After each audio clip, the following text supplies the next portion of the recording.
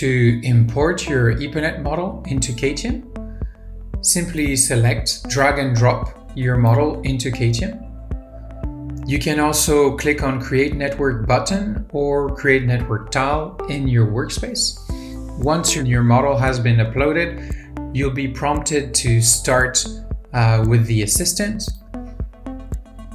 Once clicking on Start, you'll be able to select the location in order to define what is the projection of your model.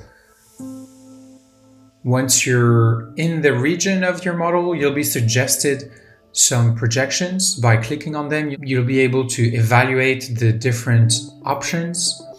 Here, by zooming a little bit more, we can see what is in alignment with the streets. Select the relevant projection. And there you have it. Your model is projected with the background and with all the relevant information, and you can start running scenarios. Stay tuned for more episodes.